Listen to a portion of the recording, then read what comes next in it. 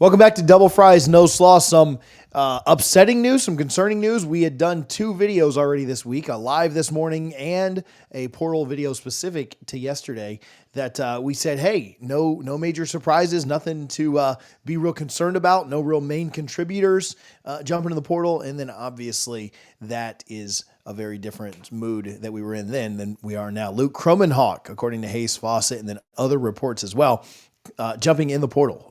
Florida State's, 5-star freshman that came in last year in the 2024 class says that he will jump into the portal. As far as I can tell, or as far as I've been told, not officially in the portal yet. Is there a chance that things smooth over or things go back to the way they were and he stays at Florida State? Obviously that opportunity exists. And even if he was to end up in the portal, you can certainly always remove your name from it. I don't know that I would count on that. I don't know that I would say that that's the way that I think things will go, but time will tell. Obviously, there are some rumors floating around. I reached out just very quickly to ask kind of a thumbs up, thumbs down on that. We'll talk about that in just a moment, but ultimately, no matter what the reason is for this or whatever the thoughts or excuses or just whatever the backstory is or the truth, this is concerning for Florida State. There's no way to spin this as a good thing. There's no way to spin this as a positive. Now, I will be somewhat measured and say I don't think that this is the worst thing that could have happened. I don't think that the sky is all of a sudden falling. I don't think that you're in a situation, and this is no shot at Luke or his camp or anything like that. I think he's a great kid. I think he's got a great family. I don't think he had shown you that he was absolutely the guy. And so as concerning as it is, as much as you cannot in any way spin this as a positive, I don't know that it's quite sky is falling. I think it is very concerning from a PR perspective. I think it's very concerning from a what the heck is Florida State doing at quarterback outside of Jordan Travis, who Mike obviously did develop, didn't bring here.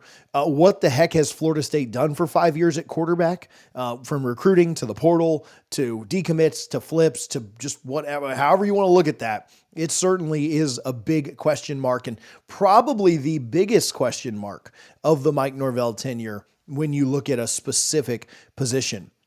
And so, yeah, I'm not freaking out in the way of, I thought Luke was going to take us to 10 wins next year or ever truly be just this irreplaceable talent. I think that path existed, but I don't think there was anything that said it was a surefire thing. It was absolutely happening.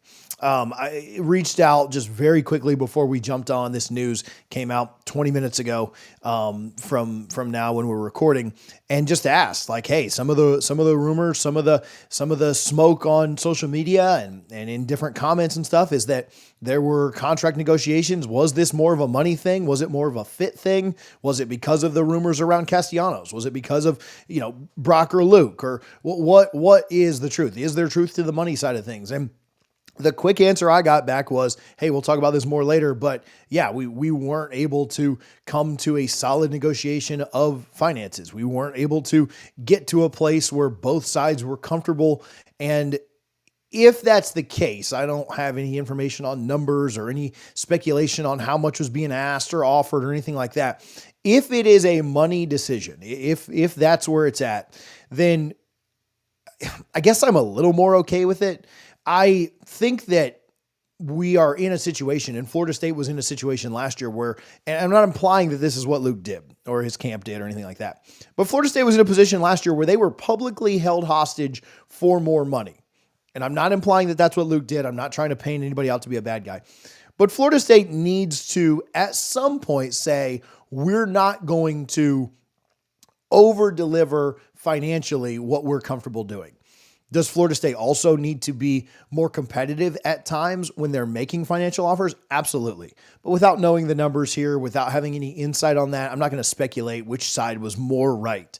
If both sides couldn't come to a financial agreement, then that is what it is. If Florida State feels like the value is not there for them to offer more than what they're okay offering, for a guy that you're not, I mean, you're bringing in Thomas Castellanos, right? We just got a prediction from Pete Nakos of On3 that he will sign with Florida State, that he'll pick the Seminoles. If you're bringing in Thomas Castellanos, who we have all the red flags in the world around, you're obviously not sold on Luke being your guy, and maybe not your guy for at least the 2025 season. And if that's the case, if you're not sold on Luke being your guy for the 2025 season, it kind of makes sense that you wouldn't offer him an insane NIL package, a package that would maybe hurt your roster in other spots. Can you offer Luke what you offered DJ last year, which again, I think was around the $1 million. I think it was like 800,000. Can you give him that much money and still fix the offensive line like you need to? Can you give him that much money and upgrade the front seven on defense like you need to? I mean, in all reality, probably not. And so if you're Florida State, you certainly wanted to keep Kromenhoek. This is not like they let him go, they didn't care. But if you're Florida State, could you do both? You're in between a rock and a hard place, and it is, do we overpay? And in their minds, they would have been overpaying if they didn't get to a number they were comfortable with. Or do we say, hey, man, go test the free market. Go see if you can get what you're looking for elsewhere, and we're going to go ahead and try and use those resources in a different way. I don't know. I think it's an interesting thing to kind of think about and talk through and just kind of opine on. Do I think it's a good thing for Florida State? Absolutely not. At the end of the day, do I think it's the end of the world? Probably not either. You had a lot of promise in Luke. You had a lot of hope. There was a lot of talk of loyalty. There, obviously Mike Norvell is the one who discovered Luke and offered him. And I know that loyalty did mean a lot. But I think that kids are well within their rights to think, hey, if I can make more elsewhere, or if I'm worth X, Y, Z, and this college is only paying me X and Y, then I'm going to go find Z somewhere else. And so I think both parties would have liked to stay together. But if that just wasn't realistic because of the wants and the needs for each side, then it just kind of is what it is, right? There is what I think we'll find, and this is not a shot at anybody, Florida State or the Kromenhoek side. What you'll find is there is very little loyalty, and there will be very little loyalty in this sport going forward. It is about money. It is about what a player or a family or a team or a prospect or a coach thinks they're worth. And if that doesn't match up, then two sides aren't going to stay together if they don't value each other in the same way. And so loyalty and all these things that we say, they really are not what we make them out to be. This is a business. And if kids think they can get more money elsewhere, they're going to do it. All that said, this is not great for Florida State, right? Like I can kind of try and justify it or think through it or, hey, why does this make sense? Why did this happen? Still not great for Florida State. I think they're obviously in a worse quarterback spot than they were an hour ago, right? If you bring in Castellanos, which it looks like it's trending that way, Pete Nakos, again, of On3, puts in a prediction that he will end up joining the Seminoles. I don't know how confident I am in a Brock Glenn versus Thomas Castellanos quarterback battle for the 2025 season with Alabama opening it up. I just don't. Now, could it work out? Absolutely. And I'd love to be wrong. I'd love for it to work out. I don't know, with the run of quarterbacks that we're on at Florida State, I don't know that I have a lot of confidence in that. You look at Purdy hitting the portal. You look at Tate Rodemaker hitting the portal. You look at A.J. Duffy hitting the portal. You look at Kromenhoek now hitting the portal. You brought in guys like Mackenzie Milton and DJ Uyunglele, just not very good. You've got Brock Glenn still on the roster. Maybe TBD on that one, but obviously you got a lot of faith in him, the way that you played Kromenhoek down the stretch and the way that you're going after BC's benched Thomas Castellanos at quarterback as well. Quarterback's a massive problem at Florida State, and it has been for quite a while. That Jordan Travis certainly did cover up a lot of holes, but I don't know what the heck Mike and his team are doing at quarterback. This probably gives you a pretty good indication of maybe the quarterback coach is not the right guy for the job. Not necessarily, when I wrote out notes for this, I didn't necessarily think about talking about Tony Tokars in this, but how do you go through all the quarterbacks I just mentioned? Purdy, Rodemaker, Duffy, Kromenhoek, Glenn, Milton, DJU, and not think maybe we need to upgrade the quarterback coach or the quarterback coaching on this staff. That doesn't even get into all of the issues you've had with recruits flipping away from you last minute, whether it be Parson or Tramel Jones this year, or the kid that ended up in Illinois this year. That doesn't even count all of those. quarterback has continued to be a black eye for Florida State, and hopefully it can figure out a way to get better. I don't know that Thomas Castellanos coming in is the answer that's going to do that, but I guess proof will be in the pudding later. What are your thoughts? I know that this was pretty shocking for people. I know that people weren't expecting this. Again, not going to spin it as a good thing. I think this is a bad thing for Florida State.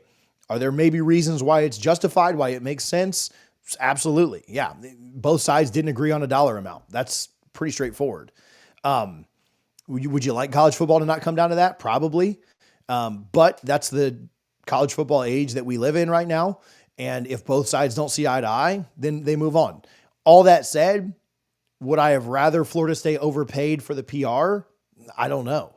Would I have rather Florida State save their money to be able to help out the offensive line and defensive line and front seven and stuff on defense? I don't know. I don't know the right answer to that. Do you pay more just so that you don't have to go through this embarrassment and get yourself into a situation where you're overpaying for a bad roster like you did last year? I don't necessarily know that that's a good move, but I don't think losing the player that has the most promise or potential on your roster is a great move either. And so Florida State in a rough spot, and the hits continue to keep coming. It was a good week and a half, and now you kind of feel like maybe you're back to, this isn't great.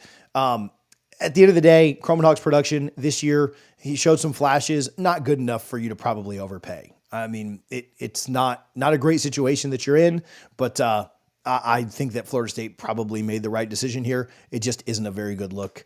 And again, it is another card on the deck of just bad quarterback situation after bad quarterback situation after bad quarterback situation. And we'll see if it gets turned around or not. I don't know if this changes too much on the outlook of Mike Norvell in totality, but certainly doesn't do a lot to help. So let me know your thoughts down in the comments. Appreciate you guys for tuning in. Again, Luke Kromenhoek, Florida State quarterback, heading to, reportedly, the transfer portal. We'll see if and when he does officially show up there. Let me know your thoughts down in the comments. We appreciate you guys for tuning in. As always, go Noles.